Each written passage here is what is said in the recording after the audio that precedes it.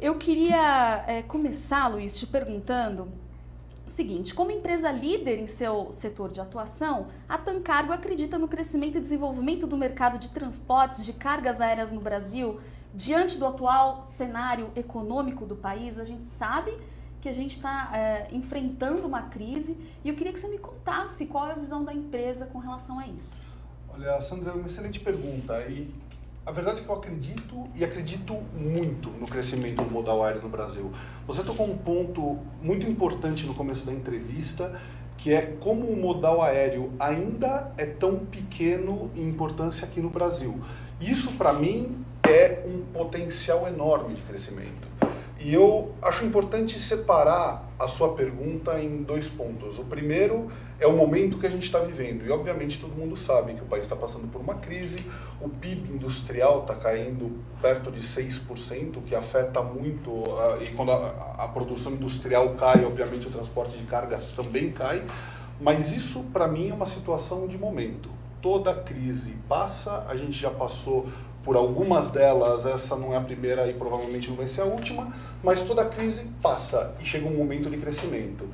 E a nossa preocupação é, acreditando no potencial deste modal, acreditando nas necessidades que este país tem de um bom transporte ágil, de uma logística eficiente, e sabendo que quando esta crise passar, a gente tem um potencial muito grande de crescimento, como a gente faz durante a crise para investir e poder ocupar o espaço que é merecido do modal aéreo.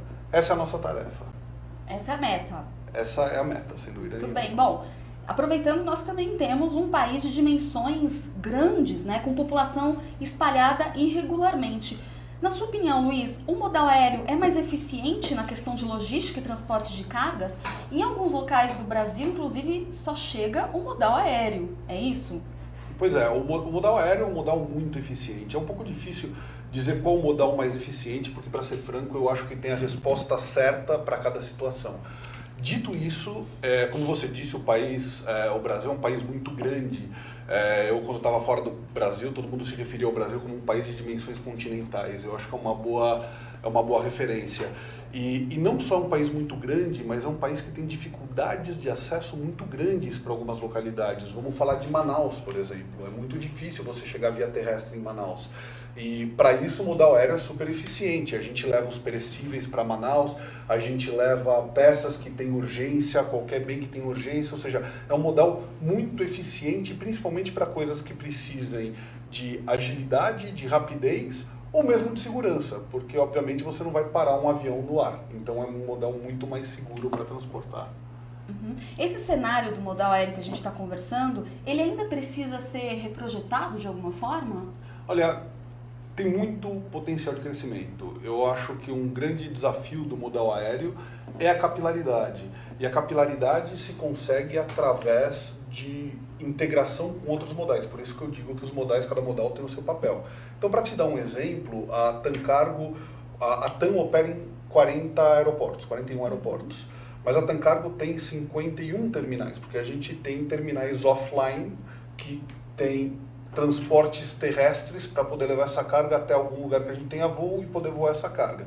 Mas mais do que isso, a gente também tem uma integração grande com o modal terrestre, que a gente chama de door-to-door, que é o famoso porta-a-porta, e com o nosso door-to-door a gente consegue chegar a 4.000 localidades, porque a gente percebe que se você quer enviar alguma coisa para um lugar onde a gente não tem um aeroporto, eu tenho que também te dar uma solução. Então essa integração entre modais é super chave. Então ainda há capacidade de expansão, não só para o mercado nacional, mas para o internacional também, é isso? Sem nenhuma dúvida. A gente tem muita capacidade de expansão, tanto para o doméstico como para o internacional, e eu acredito muito no crescimento desse mercado. Existe uma concorrência com os modais ou é importante a gente pensar na intermodalidade? Eu acho que sempre existe uma concorrência entre os modais. Dito isso, eu acho que o tema da intermodalidade é muito mais importante do que a concorrência entre os modais, porque, como eu disse no começo da entrevista, eu acho que todos os modais têm seu espaço. Eu acho que tem certos tipos de carga que estão muito mais adaptados ao modal marítimo, ou ao modal pluvial, ou ao modal terrestre, mas a importância do aéreo é muito grande e eu acho que a gente tem muito para crescer. Mas Se a gente cresce o mercado, a gente, obviamente, através da intermodalidade, acaba impactando também os outros modais. Então, acho que tem uma sinergia muito grande. Agora, Luiz, diferente do transporte rodoviário e do transporte ferroviário, o transporte aéreo de carga apresenta algumas restrições aí devido ao perfil da carga e do seu volume. Qual é o seu perfil de carga aérea transportada? Olha, é surpreendente a quantidade de cargas distintas que a gente transporta.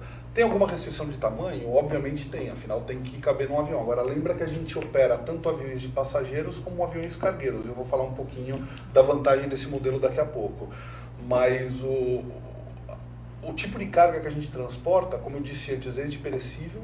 A gente transporta muitos bens industriais, então eletrônicos, a gente transporta indústria automobilística, indústria farmacêutica e até coisas mais curiosas, como os equipamentos para tratamento de câncer radioativos que a gente tinha comentado antes.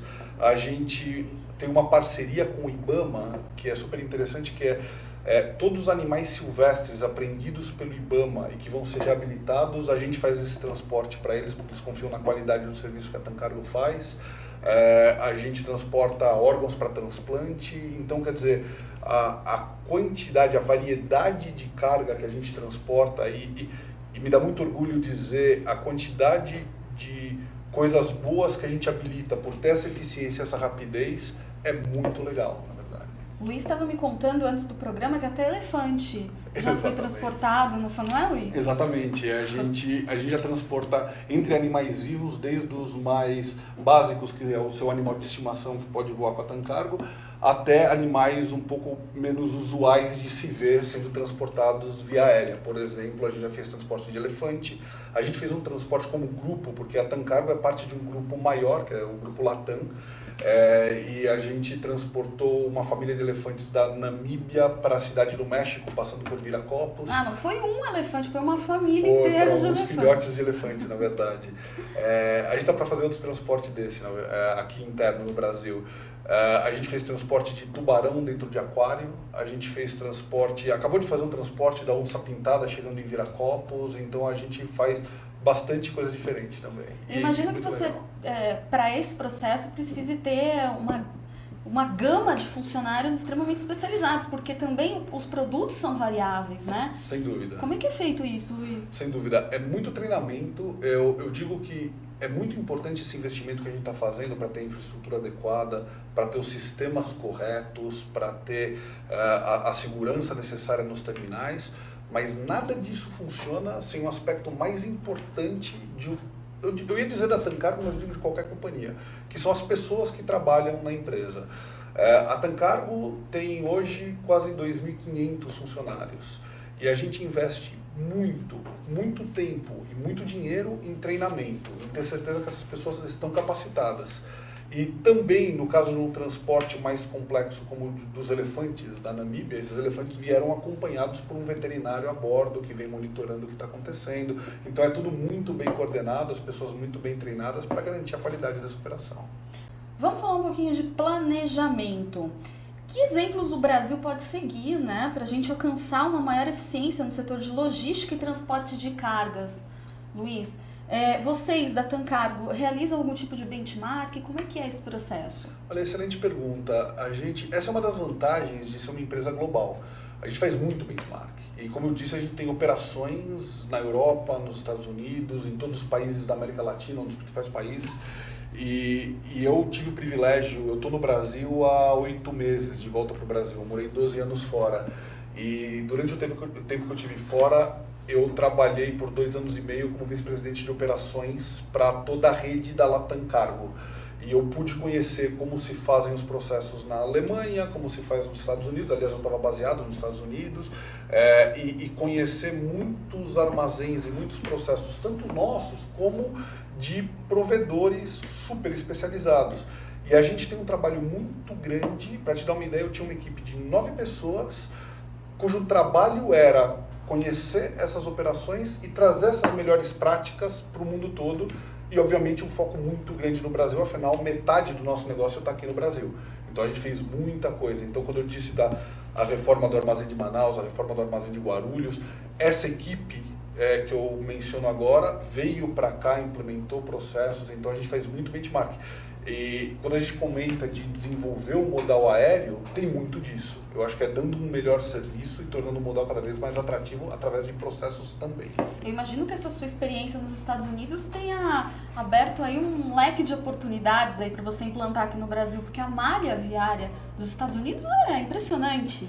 E os processos também são muito interessantes, né? São. Eles realmente estão um degrauzinho na nossa frente. É verdade, tanto Estados Unidos como Europa, mas a gente tem feito algumas coisas muito legais aqui no Brasil. Sim, sem dúvida. E inclusive nesses novos, principalmente nos novos terminais que a gente vai inaugurando, a gente vai trazendo muita coisa, tanto de processo como de equipamento, como de sistema. Então, só para te dar um exemplo, o sistema que a gente usava em todas as operações internacionais do grupo, a gente está trazendo aqui para o Brasil.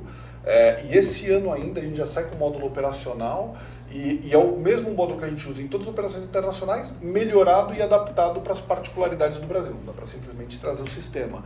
Mas isso é um exemplo das coisas que a gente acaba trazendo para cá e melhorando muito a qualidade do nosso serviço. Há barreiras para a implantação de tecnologia nesses novos modelos no segmento de transporte aéreo? Olha, eu acho que eu não vejo muita barreira para a implantação de tecnologia. O que eu vejo é altos investimentos. Não é barato implantar tecnologia. E mais do que não é barato, a nova tecnologia tem que ser muito bem pensada. Eu tive uma experiência muito grande em muitas outras empresas, e depois eu posso comentar um pouquinho, mas o erro número 1 que eu sempre percebi é a empresa investir em sistema, investir em tecnologia sem pensar em processo antes. Então, o cuidado que a gente está tendo é entender muito bem os processos, desenhar o processo ótimo, como tem que funcionar, e aí sim você investe em tecnologia, porque depois você tem que trabalhar de acordo com o que a tecnologia te obriga a trabalhar. Então os processos têm que estar muito bem pensados. Verdade. Bom, no último dia 16 de março, a Tancargo inaugurou o maior terminal de cargas do grupo Latam no Brasil, com 15 mil metros quadrados, localizado no aeroporto de Guarulhos. Luiz, qual a importância desse investimento para as operações da companhia? Olha, é enorme. A gente tem, eu digo que todas as nossas operações são importantes, mas a gente tem alguns hubs, que é por onde passa a maioria da carga, ou como origem, ou como destino, ou como trânsito. E Guarulhos, obviamente, todo mundo conhece a importância que tem como aeroporto e não é diferente para a carga. Só para te dar uma ideia, 28% da carga que a gente transporta toca Guarulhos. Seja nascendo em Guarulhos, seja chegando em Guarulhos ou seja passando por Guarulhos. Então, como a gente pode ter o terminal que transporta 28% da carga do país sem estar em condições perfeitas? E o que a gente construiu, eu tenho muito orgulho, na verdade. E na inauguração de Guarulhos, a gente tinha muitos clientes presentes, a gente montou um evento, que realmente foi um evento para a gente. E a gente tinha as fotos do antes e do depois, das tecnologias que a gente mostrou, e é altamente impactante ver o que a gente fez em Guarulhos. E, obviamente, isso reflete muito em serviço ao cliente. O que eu recebia antes de reclamação de cliente, hoje eles me dizem, putz, que legal que vocês fizeram em Guarulhos.